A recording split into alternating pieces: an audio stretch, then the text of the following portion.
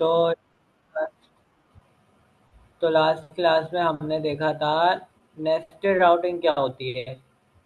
ठीक है, हमने ये चीज़ देखी थी कि नेस्टेड राउटिंग क्या होती है। नेस्टेड राउटिंग से क्या हो रहा होता है कि एक पेज के अंदर एक और पेज होता है। ठीक है, यानी कि एक राउट के अंदर एक और राउट होता है। इस तरीके से हमारे पास नेस्टेड राउटिंग फॉलो होती है, यानी कि एक पेज के अंदर एक और पेज। ठीक है, तो आज हम देखेंगे हमारे पास डायनेमिक राउटिंग क्या होती है। क्लियर है?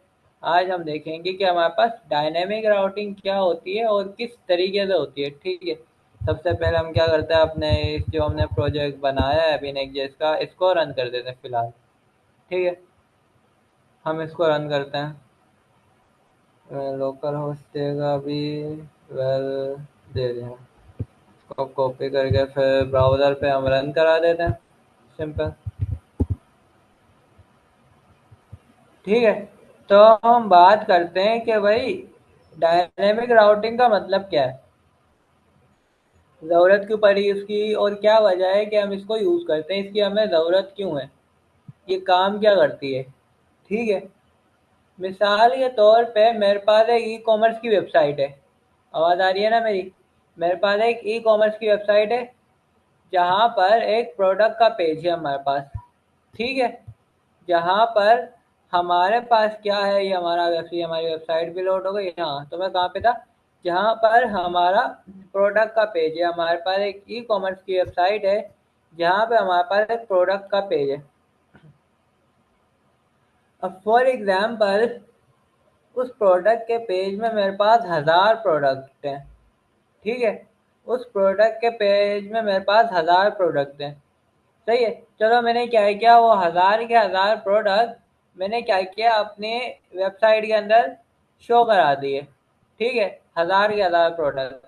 लेकिन अभी उसमें ऐड टू कार्ट का भी ऑप्शन आता है कि अगर प्रोडक्ट के अंदर हमारे पास उस प्रोडक्ट के लिए एक और एक्स्ट्रा पेज होता है जहाँ पे उसकी सारी डिटेल होती है कि भाई उसका साइज क्या है, उसकी प्राइस क्या है, उसका कलर क्या है और उसकी क्वांटिटी क्या है और वो स्टॉक में है या आउट ऑफ स्टॉक है।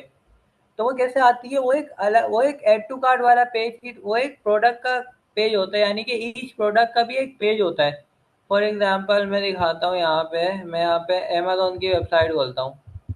ठीक है, मैं अमेज़न की वेबसाइट खोलता हूँ यहाँ पे। तो जब हम प्रोडक्ट पे जाते हैं, हम उसको बाय करने की करते हैं, तो वो हमें प्रोडक्ट का एक नया पेज खोल के देता है। मैं यहाँ पे आता हूँ, तो देखो एक तरीके से मेरा प्रोडक्ट का पेज आ गया जिसके अंदर काफ़ी सारे प्रोडक्ट हैं। ठीक है, जिसके अंदर क्या है, काफ़ी सारे प्रोडक्ट हैं। अब मैं चाहता हूँ इसको बाय करना, तो मैं क्या करूँगा, ऐसी प्रोडक्ट किसी भी प्रोडक्ट पे मैं क्लिक करूँगा तो ये मुझे एक और न्यू पेज पे लाके देगा। देखा, ये एक उसने उसकी पूरी, ये एक पेज होता है जिसमें सारे की सारी प्रोडक्ट की डिटेल होती है कि हाँ भाई उसकी साइज क्या है, उसकी क्या कहते हैं स्पेसिफिक वेरिफिकेशन क्या है, सारी क्या क्या चीज़ें उसके अंदर है, क्या क्या चीज़ें नहीं है, कितने साइज की है, लार्ज है स्मॉल है, कलर क्या है, ये सारी चीज़ें होती हैं। ठीक है, और प्राइस क्या है, रेटिंग क्या है, ये सारी चीज़ें उसमें होती हैं। तो अब अगर देखा जाए, मेरे पास 1000 पेज है, तो सॉरी 1000 प्रोडक्ट है, तो क्या मैं हर एक प्रोडक्ट के लिए एक पेज बनाऊं? हैं? नहीं। अब मैं हर एक प्रोडक्ट के, चलो मैं बना भी लूं, चलो मैंने 1000 पेज बना भी दिए, लेकिन आगे जाके हो सकता है और ऐड हो, और ऐड हो जाए, तो मुझे दोबारा से और पेज बनाने पड़ेंगे। अब ये तो मसला है भाई कि यार पता चल रहा है आगे और पेज ऐड हो रहे हैं, लेकिन जब हम उसकी डिटेल खोल लें तो हमारे पास तो कोई पेज ही शो नहीं हो रहा। फॉर एग्जांपल मेरे को यहाँ पे प्रोडक्ट आ रही है, अब मैं इस पे क्लिक कर रहा हूँ तो वो मुझे उसका, तो वो मुझे अगले पेज पे लेके ही नहीं जा रहा, मुझे उसकी पूरी स्पेसिफिकेशन ही शो नहीं करा रहा, मुझे उसकी पूरी डिटेल ही शो नहीं करा रहा। तो ये हमारे पास एक प्रॉब्लम होती है H T M L C S S JavaScript में अगर हम वेबसाइट बना रहे होते हैं। तो क्या होता है, हमें हर एक एक प्रोडक्ट के लिए इस तरीके का पेज बनाना पड़ता है जहाँ पे क्या होता है, सारी की सारी उस प्रोडक्ट की डिटेल होती है। क्लियर है? सही है। हर एक प्रोडक्ट के लिए एक पेज होता है जहाँ पे उसकी सारी की सारी डिटेल होती है, और का वो ओपन।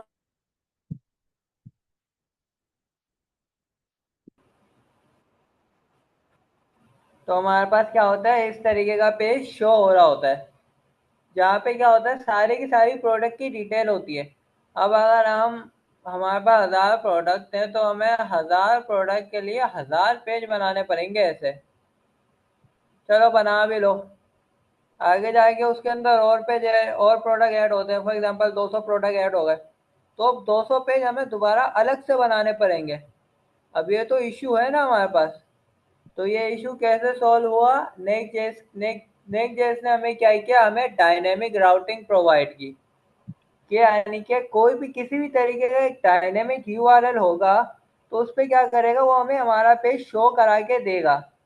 हम अगर यूआरएल पे कुछ भी लिख देते हैं, तो हमें हमारा जो यूआरएल है वो हमें शो करा के वो इजीली देगा। अब ये वर्क कैसे करेगा ये हम देख लेते हैं, ये बनता कैसे है। ठीक है, हम क्या करते हैं, इस वाले सेक्शन को यहाँ से हटा देते हैं। यहाँ पे फिलहाल के लिए H1 डाल देते हैं, हम लिख देते हैं यहाँ पे H1, और हम यहाँ पे लिख देते हैं होम। ठीक है, हम फिलहाल के लिए इतना काम यहाँ पे करते हैं। अब मैं क्या करूँगा, यहाँ पे ऐप में एक फोल्डर बनाऊंगा प्रोडक्ट के नाम से। ठीक है, मैं फिलहाल के लिए इतना काम करूँगा, मैं यहाँ पे आता हूँ, मैं फोल्डर बनाता हूँ प्रोडक्ट के नाम से। ठीक है, मैं यहाँ पे फाइल भी बना दूंगा, मैं लिख दूंगा भाई page dot T S x, और मैं कंपोनेंट भी बना देता हूँ, मैं यहाँ पे प्रोडक्ट इजीली लिख दूंगा। ठीक है, मैंने यहाँ पे इतना काम किया, और मैं एक और काम यहाँ पे करना चाहूँगा, वेल करूँ या चलो छोड़ो उस काम को, अभी फ़िलहाल के लिए नहीं करते। ठीक है, मैं यहाँ पे क्या करता हूँ, मैं यहाँ पे एक H1 डाल देता हूँ प्रोडक्ट के नाम से, और यहाँ पे पैराग्राफ लिख देता हूँ लॉरम। मैं फ़िलहाल के लिए इतना करता हूँ। अच्छा, अगर ये पेज देखा जाए प्रोडक्ट का, तो ये स्टैटिक पेज है डायनेमिक पेज है। एक हमारे पास होता है स्टैटिक पेज, एक हमारे पास होता है डायनेमिक पेज। तो ये कौन सा पेज है प्रोडक्ट वाला? डायनेमिक स्टैटिक पेज है। टेस्टेड। ठीक है, मैं यहाँ पे आता हूँ, मैं यहाँ पे वेल ये मुझे डिज़ाइन इस तरीके का शो कर रहा है, मैं यहाँ से ग्लोबल, यहाँ से मैं ये यूआई रिमूव कर देता हूँ ताकि सब गायब हो जाए। ठीक है, मैं यूआई सारी हटा देता हूँ। अब क्या होगा, मुझे एक सेकेंड, दोबारा रिलोड करता हूँ, सही हो जाएगा, हाँ सही होगी। ठीक है, तो मुझे खाली यहाँ पे होम शो हो रहा है। मैं यहाँ पे आता हूँ, मैं यहाँ पे लिखता हूँ स्लैश प्रोडक्ट, तो मुझे प्रोडक्ट वाले पेज पे लाके दे दिया इसने। क्लियर है? सही। अब यहाँ पे फॉर एग्जांपल इमेजिन करो, यहाँ पे सारे के सारे प्रोडक्ट हैं।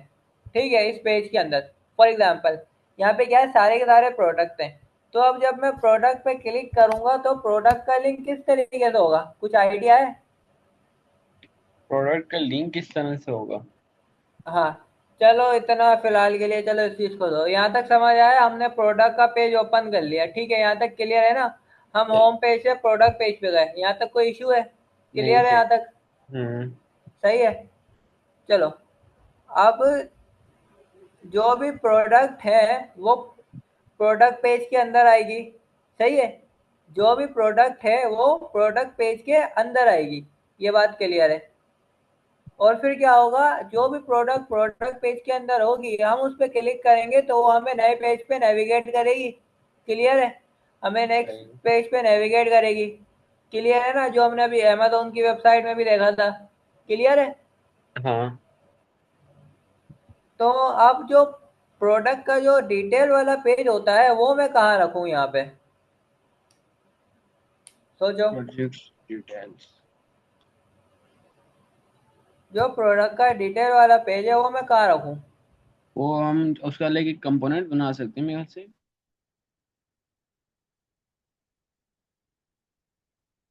हाँ हाँ हाँ। प्रोजेक्ट के पेज के अंदर ही उसका फोल्डर बनेगा ना।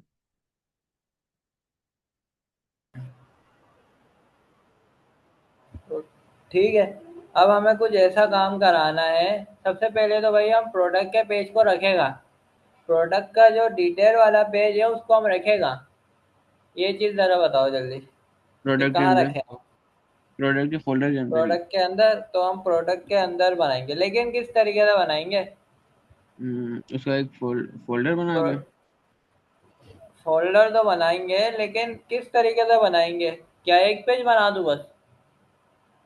प्रोडक्ट तो हम्म, काफी सारे हो सकते हैं, मेरे को तो ज्यादा पेज बनाने पड़ेंगे प्रोडक्ट के अंदर, नहीं। हाँ, गर्ल्स का जैसे कि जेंट्स का अलग, गर्ल्स का अलग, शायद इस तरह। मेरे को तो अलग अलग फोल्डर बनाने पड़ेंगे। तो भाई हम्म। जब अलग अलग फोल्डर बनाने पड़ रहे हैं तो फायदा यार ये है नेक्स्ट यूज करने का, जब मेरे को काम तो वही करना पड़ रहा है। सही। फायदा क्या भाई, नेक्स्ट का काम तो वही हो रहा है। तो काम इस तरीके से नेक्स्ट में नहीं होता, ना नेक्स्ट में ना रिएक्ट में। इस प्रॉब्लम को सॉल्व करने के लिए नेक्स्ट ने क्या किया, हमें डायनामिक राउटिंग प्रोवाइड की। क्या प्रोवाइड की, डायनामिक राउटिंग, यानी कि हम डायनामिकली, यानी कि फॉर एग्जांपल हम डायनामिकली यूआरएल में कुछ भी काम करा सकते हैं। जैसे अगर देखा जाए कि हर एक आईडी है ना, तो हर एक की तो अब पता है क्या कहते हैं, हर एक प्रोडक्ट को गेट कैसे किया जा रहा है। ये जो अमेजोन की वेबसाइट है ना, यहाँ पे क्या हो रहा है, इस पे ना ये खाली एक ही पेज है, क्लियर है। ये खाली एक ही पेज है, इस एक पेज के थ्रू हजारों प्रोडक्ट रन हो रही हैं। वजह क्या है, पेज एक ही है, खाली कंटेंट चेंज होगा, बाकी पेज वहीं का वहीं रहेगा। याद आया कि क्या हाँ, होगा, खाली कौन कंटेंट चेंज होगा, चेंज बाकी होगा। पेज वहीं का वहीं रहेगा, क्लियर। तो इस सही। चीज के लिए, तो ये चीज क्या हम प्रोवाइड करता है, डायनेमिक राउटिंग प्रोवाइड कर रहा है हमारे पास, कि हम डायनेमिकली जितने भी प्रोडक्ट को दिखाना चाहें हम इजीली दिखा सकते हैं। अब भाई डायनेमिकली हम दिखाएं कैसे। चलो मैं यहाँ पे डायनेमिक राउट बना भी देता हूँ, तो मैं प्रोडक्ट कैसे शो कराऊंगा। चलो मैंने यहाँ पे डायनेमिक राउट बना दिया, तो मैं प्रोडक्ट कैसे शो कराऊंगा भाई अपनी। तो हम पता है क्या करते हैं, हम जब अपना डायनेमिक राउट बनाते हैं ना, तो उसमें हम प्रोडक्ट की आईडी पास करते हैं। आईडी क्या होती है, उसका यूनिक आइडेंटिफायर होता है। सही। आईडी क्या होता है, उसका यूनिक आइडेंटिफायर होता है। तो जब लिंक रेडी होता है ना उस पेज के लिए, जो डायनेमिक एक रेडी होता है, तो उस डायनेमिक लिंक के अंदर आईडी आई हुई होती है। अच्छा, अब ये याद रखना कि है ना, इस प्रोडक्ट तो इस चीज़ को डायनेमिक राउट्स कहाँ क्यों किया है, उसकी वजह ये है कि इस पे आईडी डायनेमिकली आएगी, यानी कि इसका जो पाथ होगा वो डायनेमिकली सेट होगा। सही है, कि भाई कभी आईडी 1 हो सकती है, कभी आईडी 10 हो सकती है। और फिर हम क्या कर सकते हैं, उस 10 को फाइंड करके उसके अंदर एरे वगैरह लगा के उसको फाइंड करके हम उस प्रोडक्ट को निकाल सकते हैं, और उसको हम इजीली शो करा सकते हैं। अब उसको प्रोडक्ट को निकाल के शो कराना वाला काम हम कल क्लास में करेंगे। अभी फिलहाल हम बेसिक चीज कवर कर रहे थे ताकि अंडरस्टैंडिंग हो जाए कि डायनेमिक राउट्स किस लिए होते हैं। ठीक है, तो अब डायनेमिक राउट्स बनाएं कैसे, ये इम्पोर्टेंट सवाल है। ठीक है, तो हमें कहाँ बनाना है डायनेमिक राउट, हमें प्रोडक्ट शो करानी है ना। प्रोडक्ट सारी कहाँ है, प्रोडक्ट पेज के अंदर। हम क्या चाहते हैं, जब प्रोडक्ट पे क्लिक हो तो क्या हो, एक नया पेज हमारे पास आगे शो हो और उसमें क्या हो, प्रोडक्ट की सारी डिटेल हो। सही है, तो वो प्रोडक्ट का पेज कहाँ से नेविगेट हो रहा है, तो प्रोडक्ट डिटेल का जो पेज है वो कहाँ से नेविगेट हो रहा है, वो प्रोडक्ट के थ्रू नेविगेट हो रहा है। तो इसलिए हम क्या करेंगे, जो हमारा प्रोडक्ट डिटेल का जो पेज होगा वो हम प्रोडक्ट के फोल्डर के अंदर बनाएंगे। क्लियर है, सही। हम प्रोडक्ट के फोल्डर के अंदर बनाएंगे। अब यहाँ पे हम कौन सा फोल्डर बनाएंगे, स्टैटिक बनाएंगे डायनेमिक बनाएंगे। डायनेमिक। डायनेमिक बनाएंगे। अब ना ज़रा डायनेमिक की कुछ चीज़ें नोट करना जो कि याद रखने के लिए ज़रूरी है, नहीं तो फिर गड़बड़ आ सकती है। पहली चीज़, डायनेमिक फोल्डर हमेशा स्क्वायर ब्रैकेट के कन्वेंशन के थ्रू बनाया जाता है। ठीक है, कैसे देखो, अच्छा, मैंने भी क्या बताया कि ना हम प्रोडक्ट को गेट कैसे करेंगे हैं। अगर हम किसी भी प्रोडक्ट पे जाते हैं, हम उस पर नेविगेट करते हैं, तो वो प्रोडक्ट हमें शो कैसे हो रही होती है, उसकी अपनी आईडी के थ्रू शो हो रही होती है। सही है। सही। तो हम यहाँ पे क्या कर सकते हैं, हम फोल्डर बनाएंगे ऐसे। ये जरा नोट करना गौर से देखो, हम क्या करेंगे, मैंने यहाँ पे, चलो दोबारा मैं दिखाता हूँ। मैं यहाँ पे प्रोडक्ट पे क्लिक कर रहा हूँ, मैं यहाँ पे राइट क्लिक करता हूँ, यहाँ पे एक तो आ रहा है फाइल का ऑप्शन, एक आ रहा है फोल्डर का ऑप्शन। हमें तो फोल्डर बनाना है क्योंकि ऐप राउटर में यही कन्वेंशन है।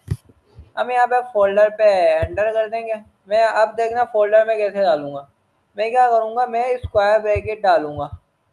और मुझे अच्छा देखो, यहाँ पे नाम कुछ भी दे सकते हो, लेकिन बेस्ट प्रैक्टिस ये है कि उस तरीके का नाम दो कि भाई पता चले कि हाँ भाई ये इस चीज के लिए यूज हो रहा है।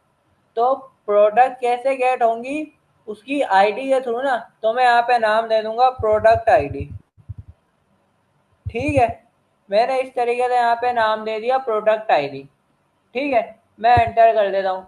तो ये हमारे पास एक डायनेमिक राउट यहाँ पे बन गया। अच्छा एक बात बताओ, अभी इसके अंदर कोई फाइल है? नहीं। नहीं, क्यों? क्योंकि हमने क्रिएट ही नहीं की। तो मैं अभी क्या करेंगे, एक फाइल भी क्रिएट करेंगे। ठीक है, मैं यहाँ पे आता हूँ, मैं यहाँ पे लिख देता हूँ। फाइल कौन सी आएगी, वही जो आनी है, page dot T S x, simple. और यहाँ पे मैं आर एफ सी लिखता हूँ, आर एफ सी। और यहाँ पे मैं लिख दूंगा प्रोडक्ट डिटेल पेज। क्लियर है। हमने कंपोनेंट का नाम भी उसी तरीके से दिया कि कौन सा पेज है, प्रोडक्ट की डिटेल का पेज है। क्लियर है यहाँ तक कि अभी तक क्या हुआ है काम? हमने क्या हम्म। किया, हमने प्रोडक्ट के अंदर ही जो हमें प्रोडक्ट के डिटेल पे शो कराना है, हम क्या करते हैं, उसके लिए एक डायनेमिक राउट क्रिएट करते हैं। हम वो डायनेमिक राउट कैसे क्रिएट करते हैं, हम क्या करते हैं, हमें फोल्डर बनाना होता है। ठीक है, हम फोल्डर के तो पेज डॉट टीएस उसके अंदर डालते हैं। ये जो ऐप डॉट जेएस इसी तरीके से हमें बोलता है करने को। ठीक है, ये ऐप डॉट जेएस का रोल है। हमने क्या किया, हमें बनाना है डायनेमिक राउट। ठीक है, तो हम डायनेमिक राउट बनाने के लिए हम क्या करेंगे, हम स्क्वायर ब्रैकेट्स लगाते हैं। और स्क्वायर ब्रैकेट्स के अंदर हम कुछ भी नाम दे सकते हैं, कुछ भी। लेकिन बेहतर यही है कि उसी तरीके का नाम दो जिस तरीके का तुम उस पेज पे काम करा रहे हो। फॉर एग्जांपल, मैं प्रोडक्ट यहाँ पे गेट हो रही है ना, मेरी प्रोडक्ट गेट होकर वहाँ पे शो होगी। मैं यहाँ पे आता हूँ, अमेजोन की वेबसाइट खोलता हूँ, मैं यहाँ पे आता हूँ। ठीक है, मैं बैक करता हूँ, तो यहाँ पे ये प्रोडक्ट दिख रही है। मैं जब क्लिक करता हूँ तो ये प्रोडक्ट यहाँ पे शो होगी। ठीक है, मैं क्लिक करता हूँ, जरा इस पे लोड ले रहा है। तो ये प्रोडक्ट यहाँ पे शो होगी। तो उस प्रोडक्ट की डिटेल शो कैसे हो रही है, वो हो रही है प्रोडक्ट की आईडी के थ्रू। ठीक है, तो मैंने इसीलिए यहाँ पे नाम भी क्या दे दिया, मैंने नाम दे दिया प्रोडक्ट आईडी। ये चीज क्लियर है। सही। ठीक है, इस तरीके से मैंने नाम दे दिया। अच्छा एक बात रखना, ये डायनेमिक राउट है। अगर मैं वहां पे लिख दूं ना, /प्रोडक्ट आईडी, तो मुझे 404 का एरर मिलेगा। ठीक है, ये चीज हमेशा याद रखना कि अगर मैं यूआरएल में इस तरीके से लिख देता हूँ। ठीक है, सबसे पहले यूआरएल में लिखने के बजाय मैं यहाँ पे ना हेडिंग भी डाल देता हूँ। ठीक है, लिख देता हूँ यहाँ पे मैं प्रोडक्ट डिटेल, सिंपल। क्लियर है, मैंने लिख दिया प्रोडक्ट डिटेल। अब मैं आता हूँ अपने ब्राउजर पे, मैं यहाँ पे आता हूँ, मैं रीलोड करता हूँ। ठीक है, मैं रीलोड करता हूँ। मैंने यहाँ पे क्या लिखा हुआ है, प्रोडक्ट है, उसके अंदर एक और फोल्डर बनाया, एक और राउट बनाया। कौन सा राउट बनाया, डायनेमिक राउट। तो मैं अगर यहाँ, तो यहाँ पे मैंने डायनेमिक राउट का नाम क्या दिया, स्क्वायर ब्रैकेट में प्रोडक्ट आईडी दिए। अगर मैं यही सेम नाम यहाँ पे भी देता हूँ तो देखना क्या होगा। ठीक है, अच्छा जरा बता सकते हो होगा क्या, क्या होगा? कुछ समझ आ रहा है क्या होगा क्या? नहीं, इसके अंदर नहीं, एक और खुल जाएगी ना। नहीं है, है। इसी का प्रोडक्ट के अंदर एक और राउटिंग हो जाएगी। वो तो हो जाएगी, लेकिन मैंने यहाँ पे प्रोडक्ट आईडी लिखा है। यहाँ पे तो एक तरीके से कोई डायनेमिक वैल्यू आएगी ना। मैं ये पूछ रहा हूँ, अगर मैं यहाँ पे प्रोडक्ट आईडी स्क्वायर ब्रैकेट के अंदर लिख देता हूँ तो मेरे पास क्या शो होगा, कुछ आइडिया? नहीं, चलो नहीं। देख लेते हैं। ठीक है, मैं यहाँ पे स्लैश लिखूंगा, और मैं यहाँ पे स्क्वायर ब्रैकेट मैंने लगा दिया, और मैं यहाँ पे लिख दूंगा प्रोडक्ट आईडी। जैसा मैंने नाम उस फाइल के अंदर डाला था वैसा नाम मैं यहाँ पे भी डाल देता हूँ। मैं एंटर करता हूँ, थोड़ा टाइम लेगा। देखा इसने मुझे क्या शो कराया? Product detail. इसने तो मुझे प्रोडक्ट वाला पेज शो करा दिया। चलो, मैं यहाँ पे स्क्वायर ब्रैकेट हटा देता हूँ। ठीक है, मैं यहाँ पे स्क्वायर ब्रैकेट हटाता हूँ। अब अगर मैं एंटर करूँ तो अब मेरे पास क्या शो होगा? एरर। एरर शो होगा। ठीक है, अब भी मुझे प्रोडक्ट डिटेल पेज शो हो रहा है। ये कैसे हो गया?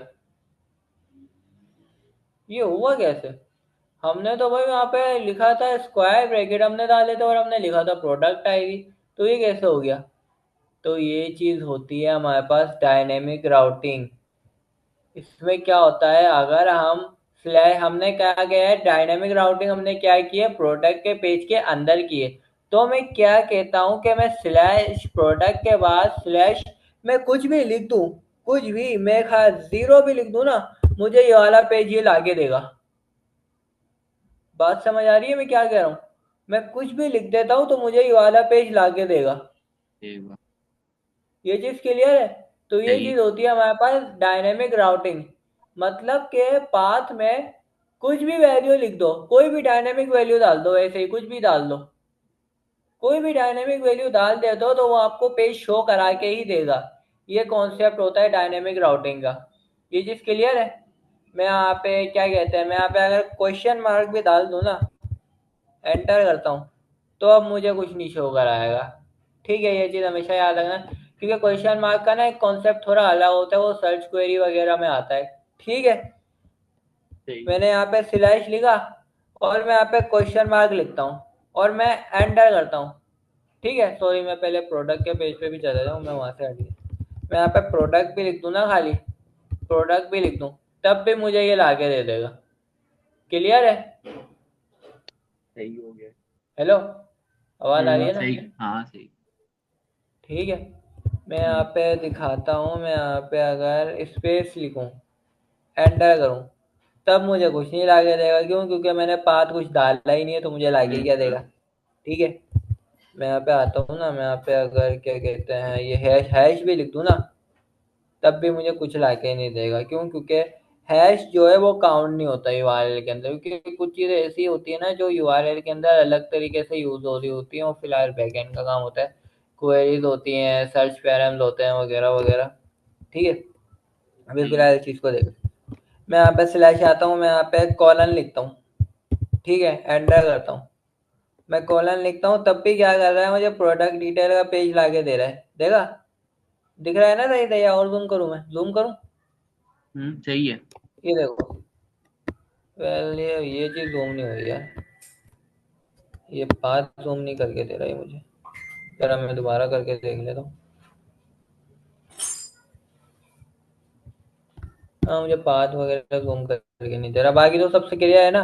ये देखो, सही। मैंने यहाँ पे कॉलन लिखा है, मैं यहाँ पे अगर एक्सक्लेमेशन मार्क लिखता हूँ,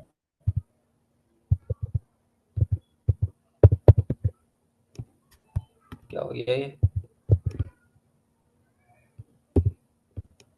पता नहीं क्या हो गया था। अभी स्लैश प्रोडक्ट में लिखता हूँ, क्या हो रहा है ये?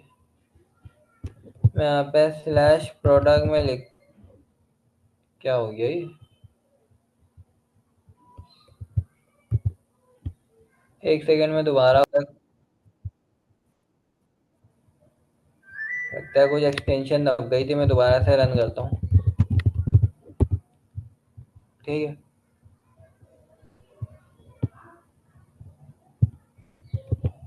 मैं दोबारा से रन करके दिखाता हूँ। हाँ,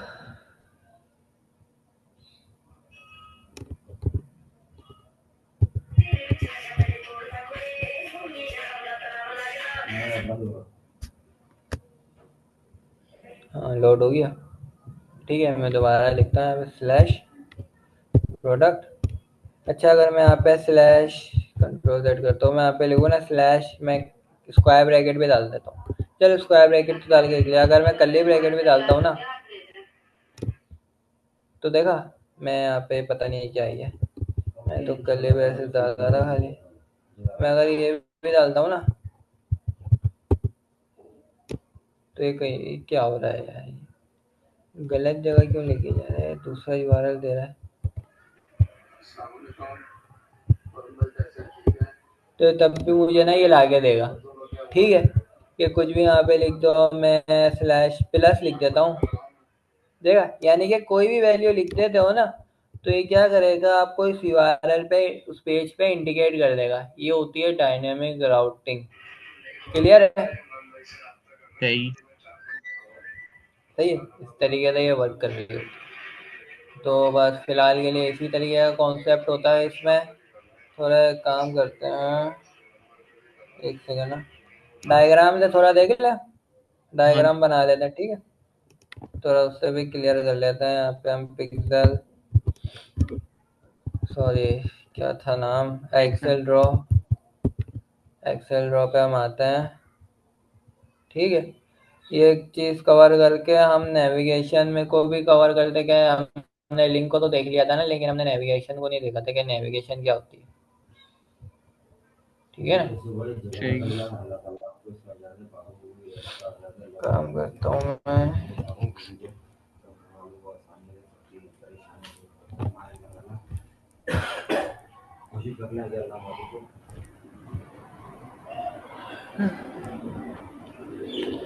ठीक है, आवाज़ आ रही है ना मेरी, आ गया काम।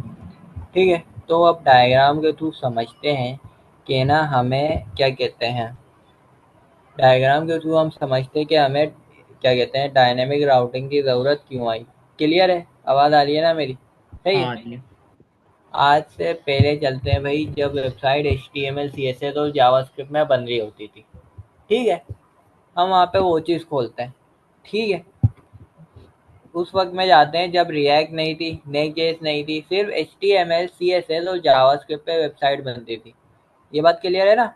हम क्या चल सही। रहे हैं, अभी पीछे चल रहे हैं, जब रिएक्ट भी नहीं आई थी। ठीक है, रिएक्ट आने का हो रहा था, आई नहीं थी। ठीक है, अब हम उस चीज़ को देखेंगे। तो उस वक्त काम कैसे होता था, हम प्रोडक्ट पे, सही है, प्रोडक्ट के पेज के आपको हम देख रहे हैं। ठीक है, तो अब मैं यहाँ पे क्या करता हूँ, मैं यहाँ पे ना इस तरीके से ना प्रोडक्ट का कुछ ऐसे बना लेता हूँ। ठीक है, ये हमारे पास एक तरीके का प्रोडक्ट का पेज है। मैं यहाँ पे क्या करता हूँ, मैं यहाँ पे लिख भी देता हूँ प्रोडक्ट।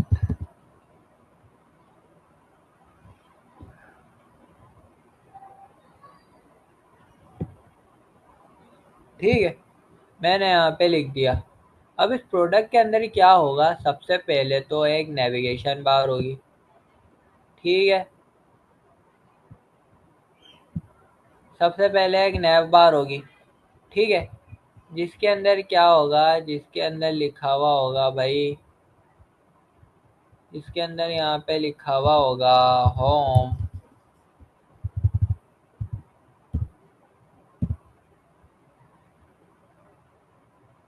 ठीक है, जिसके अंदर लिखा हुआ होगा होम, इसको कॉपी करते हैं।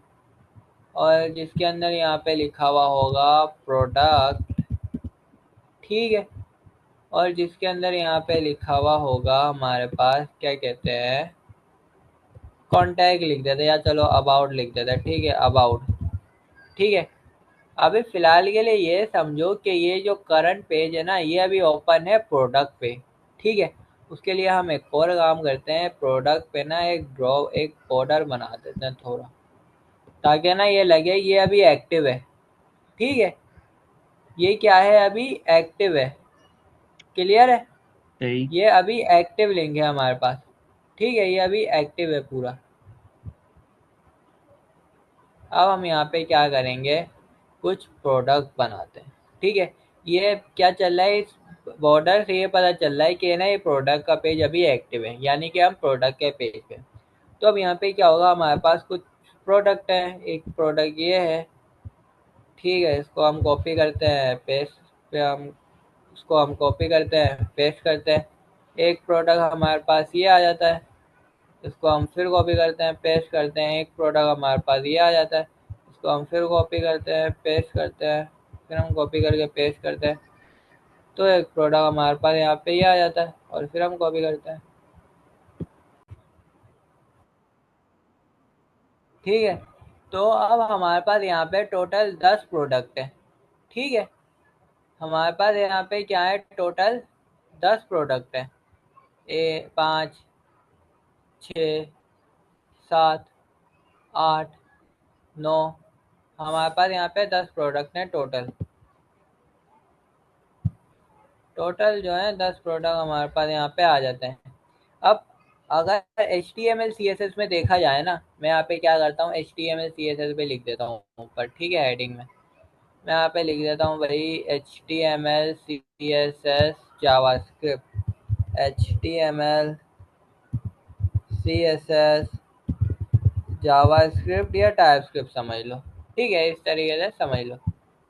ठीक है, मैं यहाँ पे ये लिख देता हूँ। क्लियर है? तो HTML CSS में और जावास्क्रिप्ट में कैसे वर्क होता था, अब इस चीज़ को नोट करो।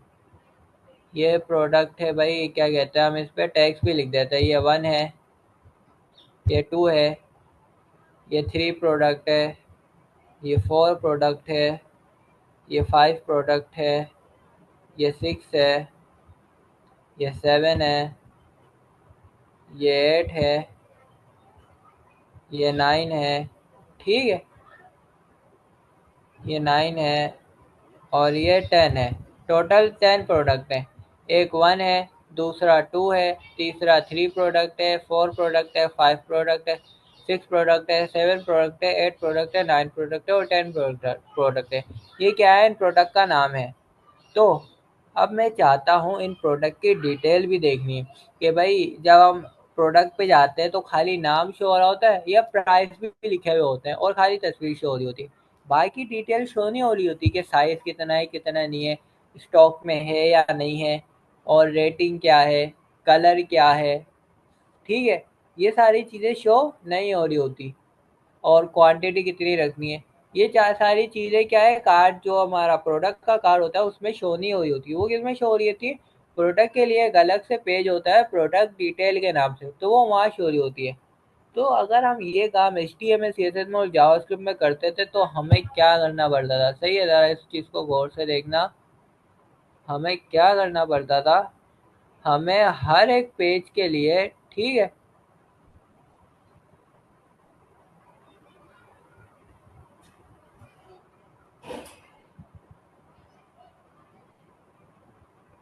हमें क्या करना पड़ता था, अब ये देखना। हमें हर एक पेज के लिए एक होम बनाना पड़ता था, हर एक पेज के लिए। ये हो गया भाई 1 का। ठीक है, ये हो गया 1 का।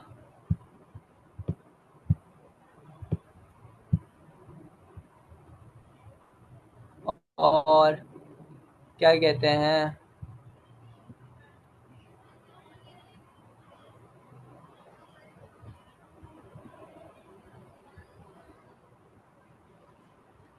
ये 1 का हो गया और ये हो गया 2 का। ये यहाँ पे 2 का पेज हो गया। ठीक है, और ये एक सेकेंड, ये जो शो हो रही है इसको हटा देते हैं।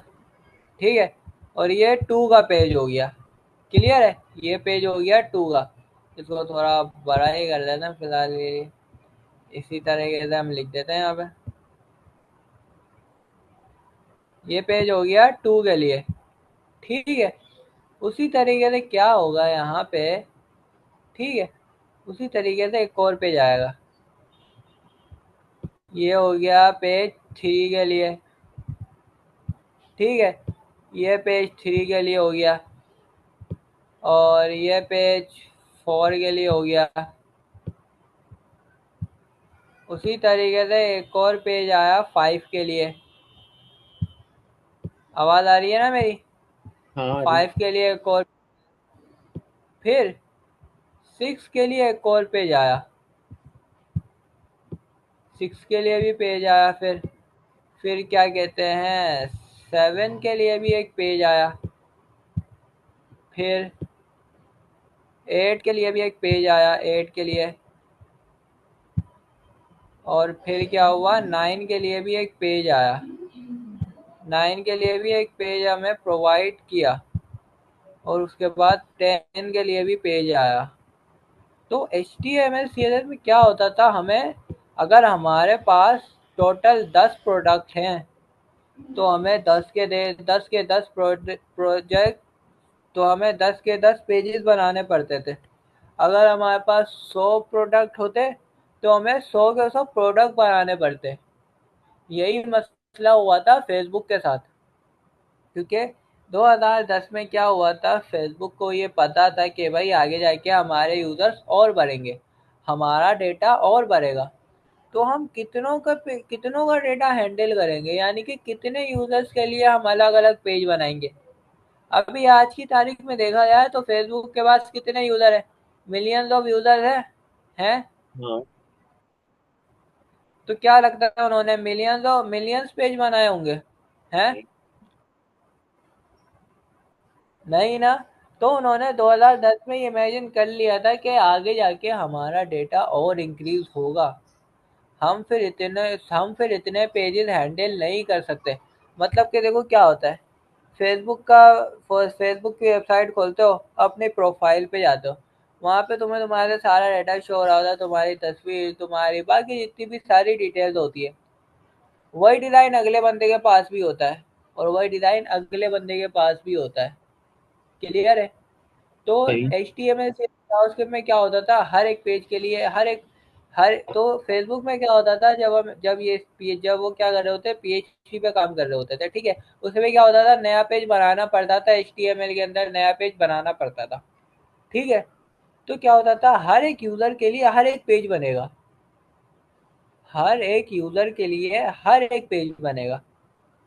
तो चलो ये कुछ टाइम तक सही था, लेकिन फिर 2010 में उन्होंने ये इमेजिन कर लिया था कि भाई आगे जाके हमारा डेटा बहुत बढ़ेगा, हम इतने यूजर्स के लिए इतने पेजेस हैंडल नहीं कर पाएंगे। तो उस वक्त क्या हुआ, वहाँ के जो इंजीनियर हैं, अभी भी आई थिंक है, उनका नाम है जॉर्डन वॉर्क। उन्होंने क्या किया, उन्होंने एक आइडिया निकाला। ये तो सबको पता है कि रिएक्ट किसने क्रिएट की है, फेसबुक ने। और नेक्स्ट जेएस किसके ऊपर बना है, रिएक्ट के ऊपर एक फ्रेमवर्क बना है। तो जॉर्डन वॉग ने क्या किया, एक आइडिया निकाला कि भाई हमारे पास पेज एक ही रहेगा, बस खाली उसका कंटेंट चेंज होगा।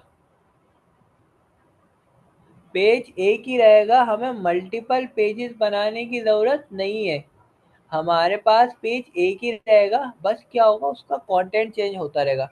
हम होम पे जाएंगे, पेज एक ही रहेगा, होम का कंटेंट शो होगा। हम प्रोडक्ट पे जाएंगे, पेज एक ही रहेगा, प्रोडक्ट का कंटेंट शो होगा। हम अबाउट पे जाएंगे, पेज एक ही रहेगा, अबाउट का कंटेंट चेंज होगा। ये चीज़ क्लियर हो रही है? सही। सही है। तो उसी तरीके से हमारे पास डायनेमिक राउटिंग वर्क करती है, कि हम खाली प्रोडक्ट के लिए क्या करेंगे, एक पेज बनाएंगे, वो भी डायनेमिक बनाएंगे। प्रोडक्ट डिटेल के लिए हम एक पेज बनाएंगे, वो भी डायनेमिक बनाएंगे। और उसी पेज पे क्या होगा, हर एक पर्सन की डिटेल्स होगी। तो अब जो फेसबुक पे तुम देख रहे होते हो ना, वो उस पर रिएक्ट यूज हुई भी होती है, ठीक है। फेसबुक पे अब रिएक्ट यूज हुई भी होती है, क्योंकि 2010 में उन्होंने रिएक्ट पे काम करना स्टार्ट कर लिया था, जब उन्होंने रिएक्ट को बना लिया था। फिर आगे जाके उन्होंने 2013 में क्या किया, इसको पब्लिक भी किया। लेकिन फिर उनको क्या हुआ, काफ़ी सारे नेगेटिव कमेंट्स आए कि ये क्या बना दिया है, एक फाइल के अंदर HTML भी डाली हुई है, CSS भी डाली हुई है, जावास्क्रिप्ट भी डाली हुई है। तो काफ़ी लोगों ने हेट दी थी। तो उस वक्त फेसबुक ने ये सोच लिया था कि भाई फेसबुक के अलावा कोई भी रिएक्ट को यूज़ नहीं करेगा। लेकिन इसके ऊपर भी एक स्टोरी है, और फिलहाल हम उस चीज़ पे नहीं जा रहे, हम खाली इसके कॉन्सेप्ट को क्लियर कर रहे हैं, जो काम हमें करना है, ठीक है। तो बात आ जाती है, तो यहाँ पे क्या हुआ, हम अब क्या कर रहे हैं, नेक्स्ट जेएस पढ़ रहे हैं। तो नेक्स्ट जेएस किसका फ्रेमवर्क है, रिएक्ट का फ्रेमवर्क है, ठीक है। तो डायनेमिक राउटिंग रिएक्ट के अंदर भी हमें मिलती थी, और हमें नेक्स्ट जेएस के अंदर भी मिलती है, ठीक है। बस फर्क इतना है, रिएक्ट के अंदर हमें थर्ड पार्टी राउटर उठाने पड़ते थे, नेक्स्ट जेएस ने हमें क्या किया, हमें आसानी प्रोवाइड की है, हमें बना बनाया राउटर दिया है। मतलब कि हमें किसी थर्ड पार्टी लाइब्रेरी से अब राउटर लेने की ज़रूरत नहीं है। ठीक है, ये चीज़ क्लियर है। सही है।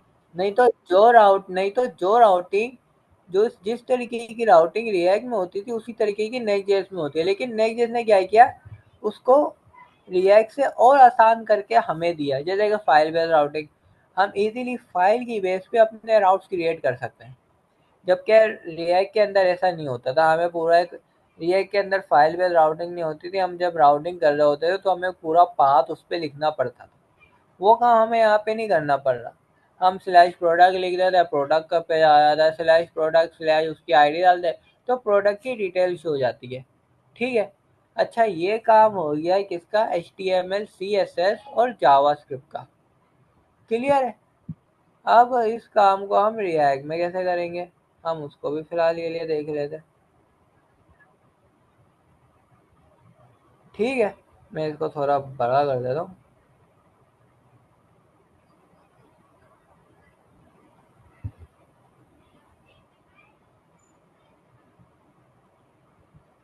ठीक है, H T M L C S S में इस तरीके से होता है। तो अब रिएक्ट में किस तरीके से होता है हम ये चीज़ को देख लेते हैं। ठीक है, ये चीज़ क्लियर है। अगर डायग्राम की तस्वीर वगैरह लेनी है तो ले लो, क्योंकि अभी इसको मैं चेंज करने वाला हूँ। सही। ठीक है, स्क्रीनशॉट लेना है तो ले लो। एक मिनट। ले लिया। है, एक मिनट। पिक्स लेनी है तो ले लो, क्योंकि अब इसको चेंज करेंगे, इसको नेक्स्ट जेएस में कन्वर्ट करेंगे। सही है।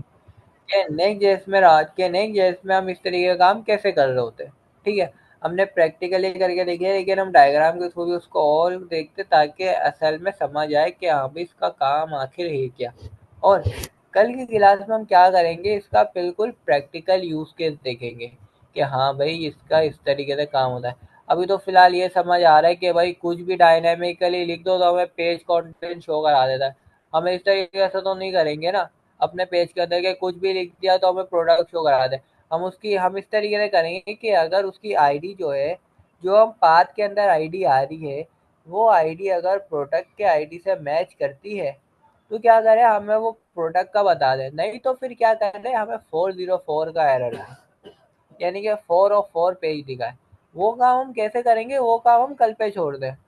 ठीक है, वो काम हम कल पे छोड़ेंगे। अभी फिलहाल इस चीज़ को कवर कर लेते हैं कि डायनेमिक राउटिंग का कॉन्सेप्ट क्या है, और एचटीएमएल सीधे जावास्क्रिप्ट में राउट के अगर हमें एक पेज की डिटेल खोलनी होती थी तो हमें उसके लिए किस तरीके से काम करना पड़ता था।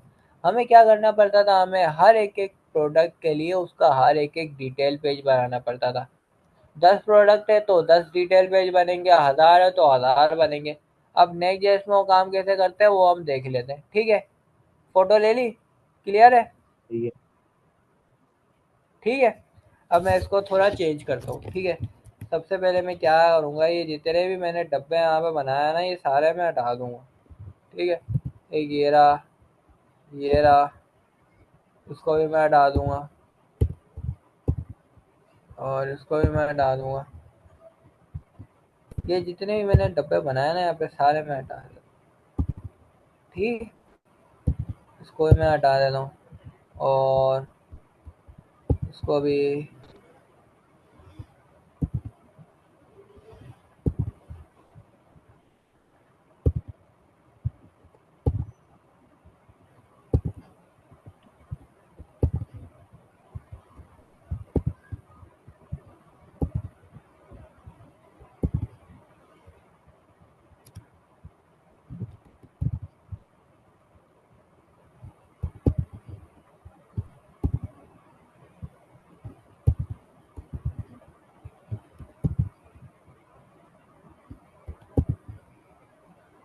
सॉरी, कुछ और भी एरिया।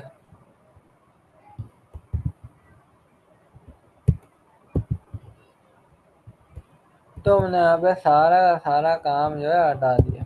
ठीक है, हमने देख लिया भाई कि H T M L C S S में राउटिंग कैसे परफॉर्म होती थी। ठीक है, क्लियर हो गया कि H T M L C S S JavaScript में हमें अगर प्रोडक्ट की डिटेल पेज पे जाना होता है तो हम कैसे जाते थे। खैर जाना तो सिंपल है, उसके लिए हम काम क्या करते थे हमने ये चीज़ देख ली कि भाई मेरे पास अगर 10 प्रोडक्ट हैं तो मुझे उसके लिए 10 डिटेल पेज बनाने पड़ेंगे। अगर 1000 है तो 1000 बनाने पड़ेंगे, 100 है तो 100 बनाने पड़ेंगे, मैं एक भी कमती बढ़ती नहीं कर सकता। क्लियर है? सही। अब हम ये काम नेक्स्ट जेएस पे कैसे करते हैं, हम वो चीज़ देख लेते हैं। मैं यहाँ पे अब क्या करता हूँ भाई, HTML CSS जावास्क्रिप्ट को मारो गोली, मैं यहाँ पे लिख देता हूँ नेक्स्ट जेएस। ठीक है, अब हम देखेंगे हम इस काम को नेक्स्ट जेएस के अंदर कैसे करते हैं। हम ये चीज़ देखेंगे नेक्स्ट जेएस इस काम को हमें कैसे करके देता है। नेक्स्ट जेएस हमें डायनेमिक राउटिंग प्रोवाइड करता है। जैसा कि मैंने पहले बताया था कि पेज एक ही रहेगा, खाली कंटेंट चेंज होगा पेज का। पेज अपनी जगह वही रहेगा, वो कहीं इधर उधर जाएगा ही नहीं। अगर हम एक प्रोडक्ट से दूसरे प्रोडक्ट को देखते हैं, दूसरे से तीसरे को देखते हैं, तीसरे से चौथे प्रोडक्ट को देखते हैं, चौथे से पांचवें प्रोडक्ट को देखते हैं, पेज एक ही रहेगा। ठीक है, ये बात याद रखना, पेज एक ही रहेगा, खाली कंटेंट चेंज होगा। ठीक है, ये हमने डायनेमिक राउट इसीलिए बनाया है ताकि पेज एक ही रहे और खाली कंटेंट चेंज हो, यानी कि डायनेमिकली हम अपने प्रोडक्ट को शो करा सके, डायनेमिकली नॉट स्टैटिकली। क्यों? क्योंकि इस चीज़ से हमें फ़ायदा है। हमें भाई कोई 1000 प्रोडक्ट के लिए 1000 पेज नहीं बनाने पड़ रहे प्रोडक्ट डिटेल के लिए। हमें 1000 प्रोडक्ट के लिए कोई 1000 डिटेल के पेज नहीं बनाने पड़ रहे। ना हमें 100 प्रोडक्ट के लिए कोई 100 डिटेल के लिए डिटेल के प्रोडक्ट पेज नहीं बनाने पड़ रहे। हम क्या कर रहे हैं, हमारे पास जितनी भी तादाद में प्रोडक्ट हो, चाहे लाख हो मिलियन हो, ठीक है, वो सारे के सारे सिर्फ एक ही राउट के अंदर आएंगे, वो सारे के सारे सिर्फ एक ही पेज के अंदर आएंगे, वो होगा हमारा डायनेमिक। ठीक है, ये खाली एक ही पेज होगा, इसके अंदर कितने भी प्रोडक्ट की डिटेल आ सकती है, चाहे 100 हो, एक हो, लाख हो, करोड़ हो। ठीक है, कितने भी हो सकते हैं, कितने भी डाल दो, कितने भी। ठीक है, लेकिन उसका भी एक रूल होता है कि वो कैसे शो होंगे। ठीक है, हम फिलहाल के लिए यहाँ पे आते हैं, हम कुछ भी एम ही लिख दें। ठीक है, मैं यहाँ पे एम ही कुछ भी लिख दूँ, ये मुझे डिटेल शो करा रहा है। तो हम इस तरीके से भी काम नहीं कर रहे होते हैं डायनेमिक राउटिंग में कि कुछ भी लिख दो। उसका भी एक प्रॉपर तरीका होता है, वो हम कल देखेंगे, वो होता है आईडी के थ्रू। ठीक है, उसको हम कल पे छोड़ेंगे। क्लियर है? सही। अभी मैं अपने प्रोडक्ट के पेज पे आ गया। ठीक है, अब मैं यहाँ पे आता हूँ। अब नेक्स्ट जेएस में कैसे होता है, नेक्स्ट जेएस हमें इसके लिए क्या प्रोवाइड करता है, डायनेमिक राउटिंग प्रोवाइड करता है। ठीक है, मैं यहाँ पे आता हूँ, मैं यहाँ पे एक बॉक्स बनाता हूँ। नेक्स्ट जेएस हमें क्या करता है, हमें डायनेमिक राउटिंग प्रोवाइड करता है।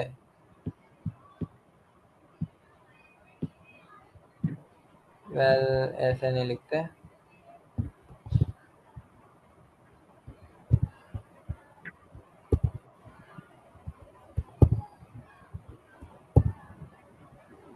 ठीक है, तो नेक्स्ट जेएस क्या करता है, हमें डायनेमिक राउटिंग प्रोवाइड करता है। डायनेमिक राउटिंग, डायनेमिक राउटिंग के थ्रू हम क्या कर सकते हैं, हमारे पास प्रोडक्ट भले 100 हो, 1000 हो, लाख हो, हम इजीली रेंडर करा सकते हैं। हमारे पास कितने भी तादाद में पेज हो, कितने भी तादाद में, ये जितने भी यहाँ पे,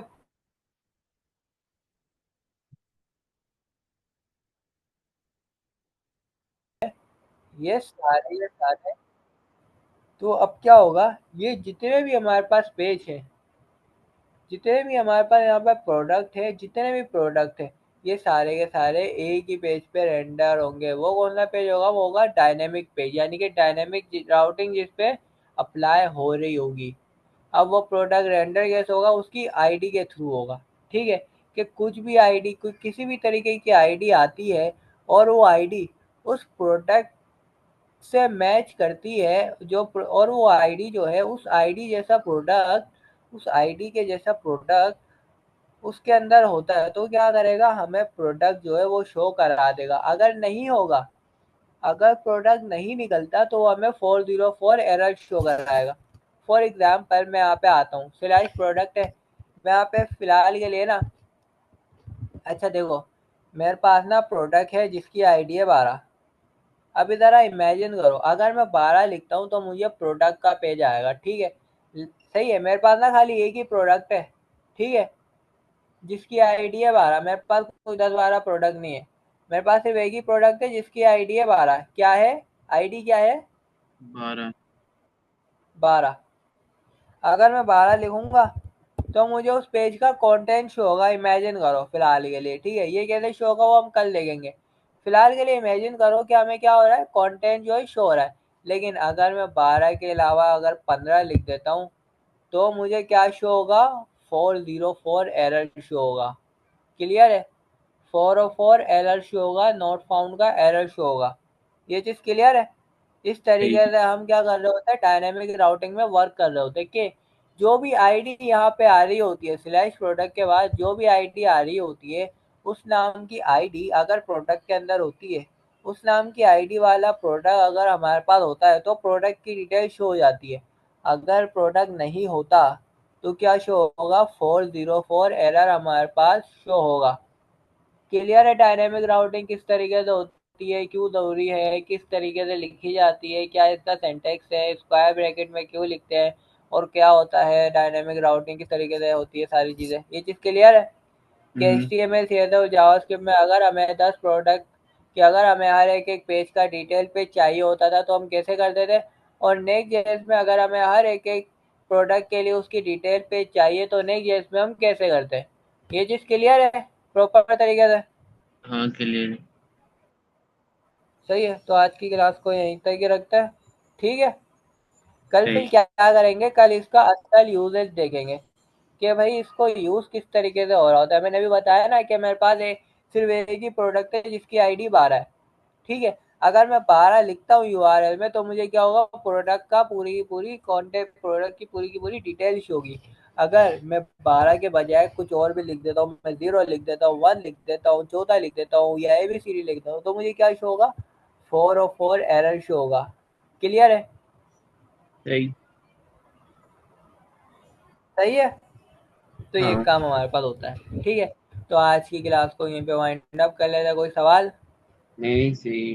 बाकी सही है ना?